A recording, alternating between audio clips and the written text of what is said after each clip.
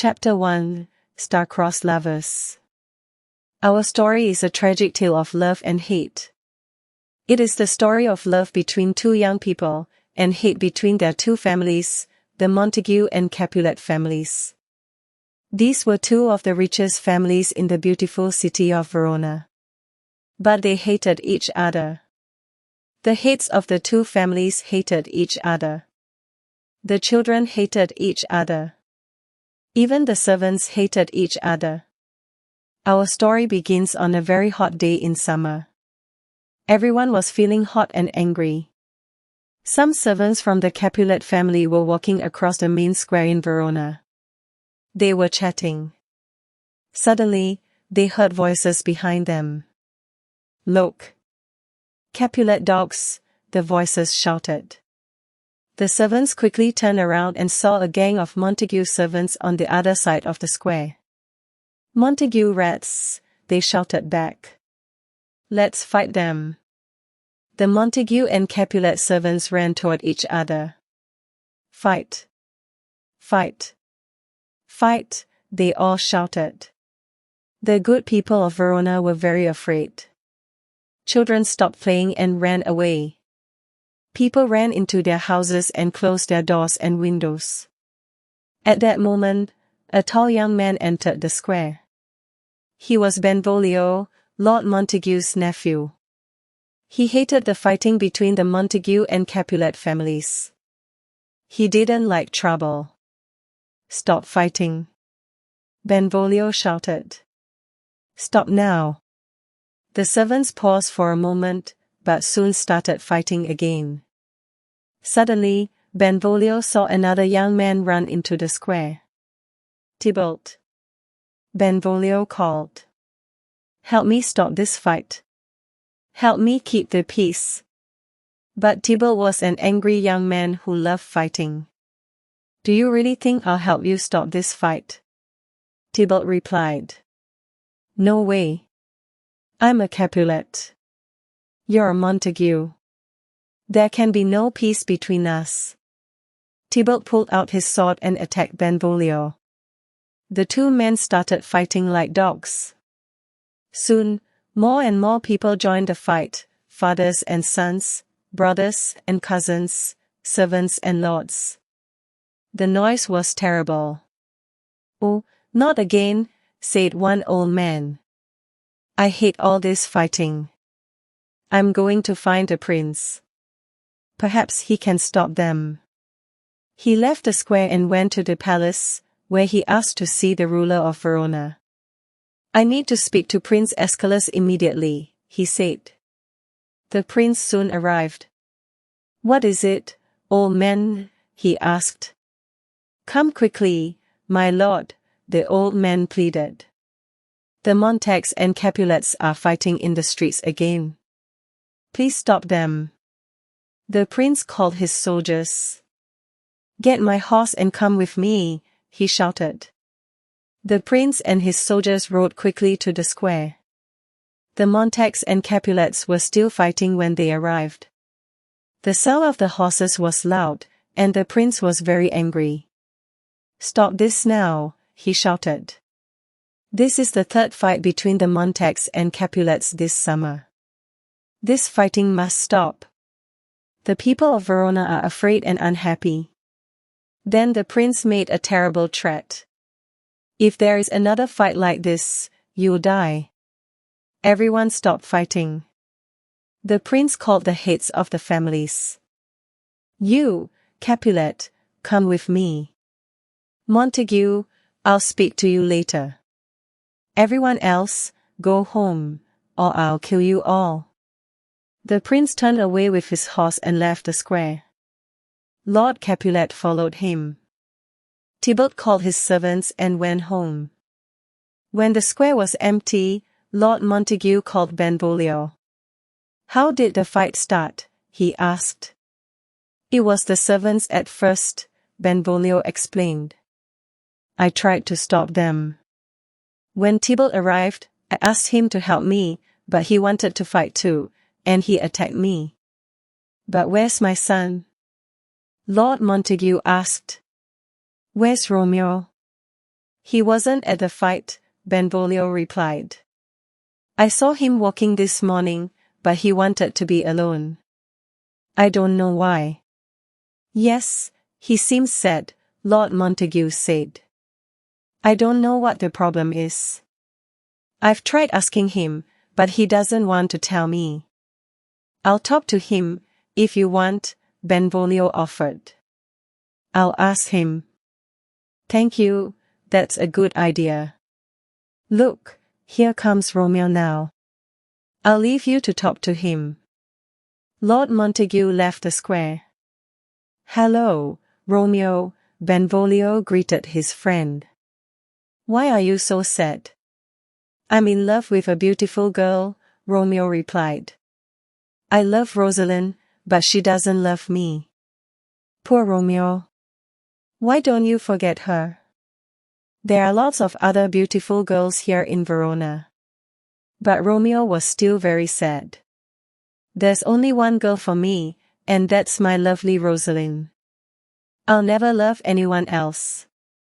Meanwhile, Lord Capulet returned home after his visit to the prince. He was pleased to see that a young friend, Count Paris, was at his house. Count Paris asked about Capulet's conversation with the prince. The prince is a very fair man, said Lord Capulet. He's angry with us. He's angry with the Montagues too. He's angry with all of us, and he's right. Lord Montague and I must learn to keep the peace. It's easy for us old men, but it's difficult for the younger ones. The two men went for a walk in the garden. Count Paris wanted to talk about Capulet's daughter. Have you thought about me and Juliet? I still want to marry her, he said. My answer is still the same, sir, Lord Capulet replied. My daughter is only 13, so she's still very young. But, perhaps there's a way. There's a party at my house tonight. Come to the party and meet her. You can talk to her and dance with her. If she likes you, then you can marry her. Thank you, said Paris. I'll come to your party. I'll see you tonight. Lord Capulet went back into the house. He called his servant and gave him a list of names. We're having a party tonight. Here's a list of people. I want them to come to my party. Go and find them and invite them to my house. Tell them to come for dinner and a ball tonight. Yes, my lord. I'll go immediately, the servant replied. The servant left the house but sat on the wall outside. Help! What can I do? He said to himself. My lord doesn't understand, but I can't read this list. I can't read at all. I must find someone who can help me, someone who can read. At that moment, he saw Romeo and Benvolio, who were still talking in the street. The servant ran to them and said, Please help me, sirs. Lord Capulet is having a party tonight. He wants me to invite the people on this list, but I can't read it. Can you help me? Romeo took the piece of paper from the servant and began to read Lord Capulet's list of names aloud. Senor Martino and his wife and daughters, Mozio and his brother Valentine, my uncle Capulet and his wife, my niece Rosalind, Senor Valencio, and his cousin Tybalt. The servant was very happy. He thanked Romeo and then ran off to find the people on Lord Capulet's list. Romeo turned to Benvolio. Did you hear what the servant said? Rosalind is going to the party, my beautiful Rosalind, my true love. I'd love to go, but what can I do? It's a Capulet party. I know, said Benvolio, but he was thinking. He wanted Romeo to forget Rosalind and meet other girls. Then he had a clever idea. Why don't you go to the party? He suggested. Are you crazy, Benvolio? They're Capulets, and I'm a Montague. How can I go to their party? Wear a mask. No one will know who you are. Then you can see Rosalind, and compare her to the other girls. Yes, that's a good idea. Then I can see my Rosalind. I'll go to Lord Capulet's party. At Lord Capulet's house, everyone was preparing for the party. Servants were cleaning the rooms, preparing the tables, and lighting the candles. The cooks were making a fine dinner. Juliet, Lord Capulet's beautiful young daughter, was in her bedroom. Her nurse was helping her dress for the party. "Oh, I remember when you were just a little baby," she said. "Just look at you now. You're a beautiful young lady in your beautiful dress." There was a knock at the door, and Lady Capulet came into the room. She studied her daughter. "You're lovely, Juliet. Now that you're almost 14 years old, perhaps we should talk about marriage. How do you feel about getting married?" Juliet was a bit surprised by her mother's question. "Marriage is an honor," she said, "but I've never thought about getting married." "Why have you never thought about it?" "There are lots of married girls your age in Verona. Some of them already have children." Lady Capulet paused for a moment, then suddenly said, "Now that we are finally talking about marriage, I have some news for you. Count Paris came to see your father today. He wants to marry you. What do you think about the idea?" Juliet didn't answer. She was still a little surprised. But her nurse was very excited. "My Juliet is getting married. Oh, you'll be so happy. Count Paris is a fine man. You'll have happy days and happy nights." "Yes, he's a very fine man," said Lady Capulet. "He's coming to the party tonight. You'll meet him then, Juliet, and I'm sure you'll like him." "I'll try to like him," Juliet replied with a heavy heart. Just then, there was a knock at the door. One of the servants ran into the room. "They're here, my lady. They're here. Your guests are arriving for the party. Dinner is ready." Chapter 2, A Rose by Any Other Name. Later that evening, Romeo and Benvolio were out in the street. They were dressed for the party, wearing masks for the ball, and were on their way to Lord Capulet's house. Romeo's best friend, Mercutio, was with them. Mercutio wasn't a Capulet or a Montague, he was related to Prince Aeschylus, so he had an invitation to the party. He was a very good friend to have, almost always happy, funny, clever, and full of life. That night, he was excited about the party and was dancing in the street. Romeo didn't feel the same. He looked sad. "Come on, Romeo. Dance too." "Oh, leave me alone, Mercutio. I don't feel like dancing tonight." "You're in love. People in love always want to dance. What's your problem?" "I don't want to go to the party. I think it's a crazy idea." Mercutio looked at Romeo. "But why?" "It'll be fun. You'll meet lots of new girls." "I don't want to go to the party, and I don't want to dance. I had a dream last night." "Well, so did I," said Mercutio. "Oh, ha ha. Yes, I'm sure you had a dream too, but mine was a nightmare. It was horrible." Romeo began explaining to his friends. He was worried because his dream was about death, and it made him think about an unhappy future. He didn't like it. Benvolio and Mercutio tried to make Romeo feel better. They talked about love and happy dreams, about girls and the party. They laughed and joked with him all the way to Lord Capulet's house. When they arrived, Lord Capulet was waiting in the hall. "Welcome. Welcome. Come in, come in. Come and dance." Come and enjoy yourselves, he said to everyone. I'm too old for dancing these days, but you young people must dance, dance, dance. The musicians were playing, the servants were busy, and the guests were either dancing or chatting. Everyone was having fun, except for poor, said Romeo. He was looking for his Rosalind. Then, suddenly, he saw a beautiful girl on the other side of the room.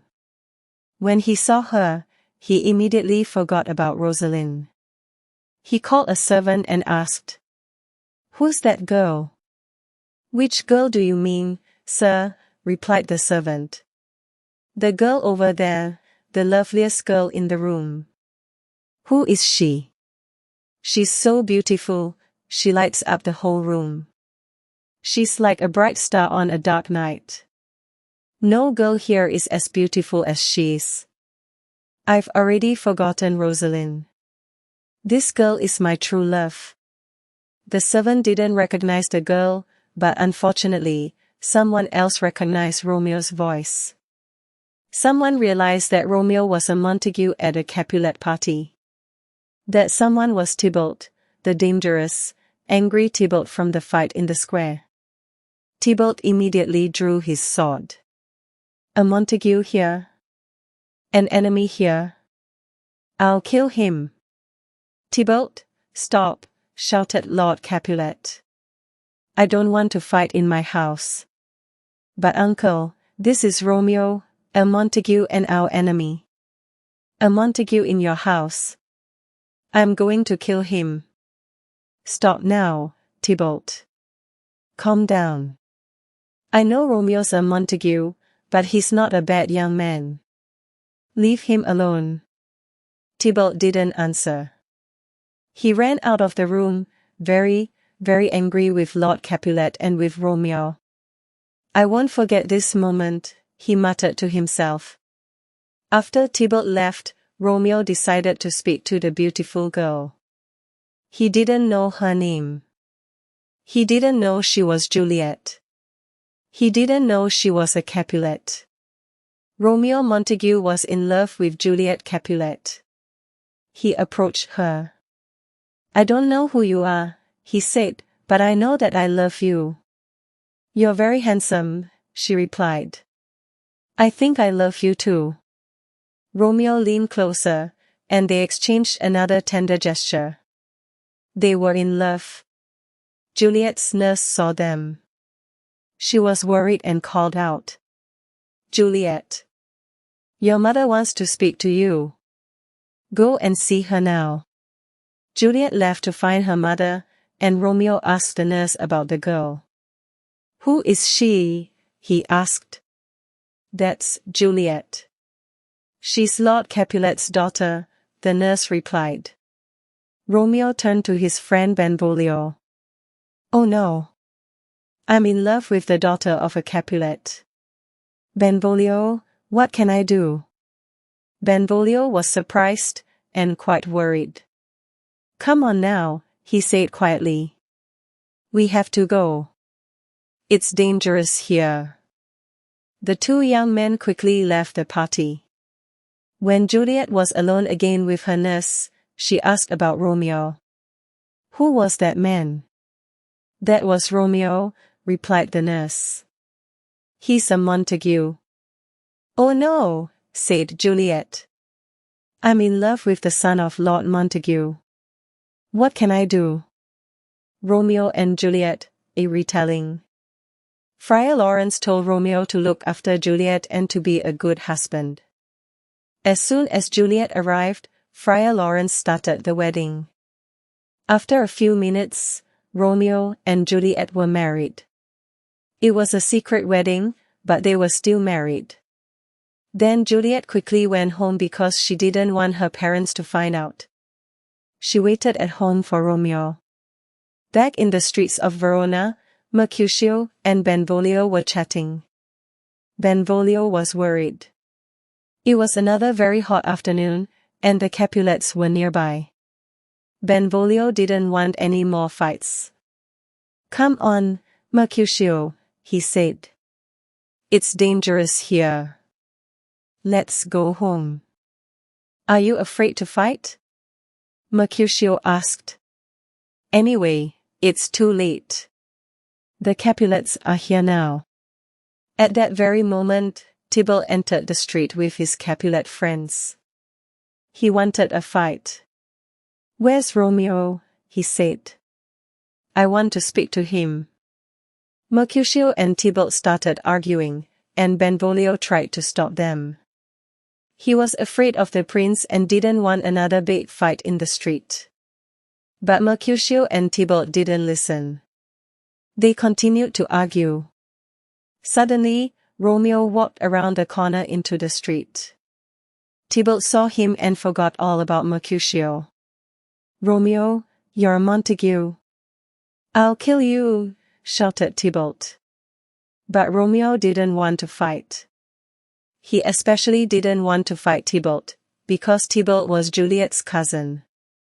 No, said Romeo. I can't explain, but you must try to understand. I love all Capulets now. I don't want to fight you. Mercutio was very angry with Romeo. He didn't understand. You're afraid, Romeo. You're afraid to fight. You're afraid of Tybalt. Get out of my way. I'll fight Tybalt. I'll kill the rat. Tybalt and Mercutio started fighting. Tybalt was a better fighter than Mercutio. Romeo tried to stop them, but it was too late. Mercutio fell down. I'm hurt, he shouted. I'm hurt. Tybalt saw him fall and ran away. Tybalt's killed me, said Mercutio. He's killed me. Why did you try to stop the fight? When you tried to stop us, it's your fault. A plague on the Montagues. A plague on the Capulets. A plague on both your houses. I'm a dead man. I'm sorry, said Romeo. I'm so sorry. I only wanted to help. But Romeo and Benvolio knew it was too late. Mercutio died. Suddenly, Tybalt came back into the street. You've killed Mercutio, shouted Romeo angrily. And now, I'm going to kill you. Romeo was furious and attacked Tybalt. There was nothing Tybalt could do. Romeo killed him. Oh no. He's dead, cried Benvolio. Run, Romeo, run. The prince is coming. He'll kill you if he finds you here. Romeo ran away. Prince Aeschylus soon arrived in the street. Lord and Lady Montague and Lord and Lady Capulet were with him. I've heard Mercutio is dead, said the prince. They say Tybalt killed him. But who killed Tybalt? Benvolio explained. He told the story of the fight to everyone. The prince listened carefully, but Lady Capulet was angry and didn't believe the story. Romeo killed Tybalt, she said, and Tybalt was a Capulet. Tybalt was my nephew. Romeo's a Montague, so he must die. No, said Lord Montague. Romeo was Mercutio's friend. He killed Tybalt because Tybalt was Mercutio's killer. Romeo didn't start the fight, it was Tybalt's fault. Stop this, said the prince. I understand everything. My soldiers won't kill Romeo, but I'll send him away. Romeo must leave Verona immediately and never come back. Do you understand? Romeo must leave Verona, forever. Juliet was waiting for Romeo at home. She didn't know about the fight. She didn't know that Mercutio and Tybalt were dead. Then her nurse came into the room, crying. What's the matter? Why are you so unhappy? Asked Juliet. He's dead, said the nurse. What do you mean? Is my Romeo dead? How did it happen? No, not Romeo. Romeo's not dead, the nurse replied. But he killed Tybalt. Tybalt's dead, and Romeo killed him. Juliet was very angry with Romeo because Tybalt was her cousin. Then she remembered the prince's threat. But the prince will kill Romeo now, she cried. The nurse explained, no, the prince won't kill Romeo, but he has sent him away. Romeo must leave Verona, and he can never come back. Juliet cried and cried. But he's my husband. I can't live without him. I'll kill myself. I must be with him. The nurse was frightened by Juliet's words. No, no, she said. I'll find Romeo. I promise, I'll find him and bring him here to you. Give him this ring, cried Juliet. Tell him I still love him. The nurse went out into the street to look for Romeo. After the fight, Romeo ran to Friar Lawrence's house. Friar Lawrence told him about the prince's decision. You must leave Verona, said the friar. And you can't come back. If you come back, the prince will kill you. Romeo was very unhappy. How can I leave Verona? How can I leave my Juliet? He cried. Without Juliet, I want to die. Suddenly, they heard someone outside. Quick, hide, said the friar. Romeo ran to the friar's study and hid behind the desk.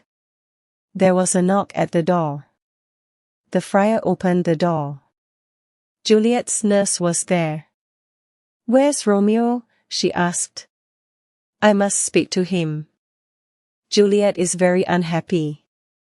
Romeo came out of the study. Does Juliet hate me now? He asked. I killed her cousin. No, replied the nurse. She gave me this ring for you. You must come to see her. Juliet knows about the fight, and she knows about the prince's decision. She knows you have to leave Verona. She's crying and crying, but she says she can't live without you. She says she wants to die. You must go and see her, said Friar Lawrence. Go to Juliet, but you have to leave Verona before morning. It's too dangerous for you to stay here. Tomorrow morning, you must go to Mantua. Don't worry, I'll send messages to you about Juliet. Romeo and the nurse ran to Lord Capulet's house. Romeo climbed the wall into the garden and then climbed up to Juliet's balcony. Romeo and Juliet spent their sad wedding night together. I don't think this wedding is a good idea, he said to Count Paris. You don't know Juliet very well. You need more time. But Count Paris was sure. He wanted to marry Juliet on Thursday. He looked at the friar and then at Juliet. I'll leave you two to talk about the wedding, he said happily. When Friar Lawrence and Juliet were alone, they talked about the problem of the wedding. You must help me, said Juliet. I don't know what to do. I can't live without Romeo. I must be with him. I think I can find a way, replied the friar. Listen carefully while I explain. The friar told Juliet his plan. You must be very brave. Go home and prepare to marry Count Paris. Say that you're happy to marry him. Now, I'll make a special potion for you. Drink it on Wednesday evening. When you drink it, you'll go into a deep sleep and stay asleep for 42 hours. Your body will become cold, so everyone will think you're dead. Your family will find you in the morning and take your body to the church. They'll place you in the family vault. I'll send a message to Romeo, and he'll come to meet us. When you wake up, Romeo and I will be there beside you. Romeo will take you to Mantua. That's a very good plan, said Juliet. Give me the potion. My love for Romeo will make me brave, and I'll drink the potion on Wednesday night. Good, said the friar. I'll send a message to Romeo with my friend Friar John. Juliet took the bottle and ran home happily. Back at Lord Capulet's house, everyone was very busy preparing for the wedding. In the kitchen, 20 cooks were working hard. In the hall, the musicians were getting ready. Some of the servants were decorating the hall with flowers, while others were preparing the tables. Lord Capulet was giving instructions to everyone. Juliet entered the room and spoke to her father. "I'm sorry, father," she said. "I was wrong. I'll marry Count Paris on Thursday. I'll be happy to marry him." Her father was very pleased. "Good," he said. "I'm happy you've changed your mind. We won't wait until Thursday. Let's have the wedding tomorrow. I'll send a message to Friar Lawrence and Count Paris now." Juliet went to her room alone. When she was there, she looked at the potion. She felt worried and suddenly not very brave. Maybe it's dangerous to drink this potion, she thought. Maybe it's poison. Maybe I won't wake up. Maybe it won't work. Maybe I'll wake up early. Maybe Romeo won't be there. Maybe I'll wake up and see Thibault's dead body. Maybe I'll see Thibault's ghost. She was very worried, but then she thought of her Romeo, and she felt brave. She drank the potion and fell into a deep sleep. The next morning, everything was ready for the wedding. Lord Capulet called Juliet's nurse. "Where's Juliet?" he asked. "She's late. Go and wake her up." The nurse went to Juliet's room. "Wake up, Juliet. Come on, wake up, you lazy girl. You're very slow this morning." She touched Juliet's hand. It was cold, cold as death. "She's dead. She's dead," the nurse cried. "My lord. My lady. My Juliet is dead." Lord and Lady Capulet ran to Juliet's room. "What's all this noise?" they shouted. Then they saw Juliet. "Oh no. My beautiful daughter is dead," cried Lady Capulet. "Her hands are cold, her face is cold." "There's no life in her," cried Lord Capulet. At that moment, Friar Lawrence and Count Paris arrived. "Is Juliet ready to go to church?" asked the friar. "She's ready to go, but she'll never come back." "Juliet's dead," replied Lord Capulet. "This is the worst day of my life. It won't be a wedding now, it'll be a funeral." "This terrible day, this horrible black day," said his wife. Count Paris was shocked, and Juliet's nurse just cried and cried. Friar Lawrence spoke to everyone. "Juliet is now in heaven," he said. "Stop crying. She'll be happy there. Let's take her to the church and put her into the family vault." "Yes," said Lord Capulet. "Bring the wedding flowers and put them with her. They'll be her funeral flowers. Take her to the church." They took the sleeping Juliet away. That morning, Romeo was waiting in Mantua for news about Juliet. He saw his servant arrive and ran up to him. "What's the news? How's Juliet? How's my mother? How's my father? Tell me everything." "I have terrible news, my lord," said the servant. "Lady Juliet is dead. I saw her body with my own eyes. They've put her in the family vault." "That can't be true." "No, I don't believe it." "Go and get my horse." "I'll go to Verona immediately," cried Romeo. The servant left. "What can I do?" Romeo thought. "I can't live without my Juliet. I'll buy some poison and kill myself. I'll be with Juliet in heaven tonight." Romeo knew a poor old man who was an apothecary. He ran to the apothecary's house to buy some poison. "I want to buy some poison from you," he said. "I know you've got some. Please let me buy it." "No," said the apothecary. "I can't sell poison to you. It's too dangerous. You know it's not allowed." Romeo saw that the old man was very poor. "Look," he said, "here are 40 gold pieces. If I give you this money, will you give me the poison?" The old man took the money. "I'm very poor," he said. "So you can have your poison. I don't want to give it to you, but that's a lot of money. The money will help my family." Romeo paid the apothecary, took the poison, and left.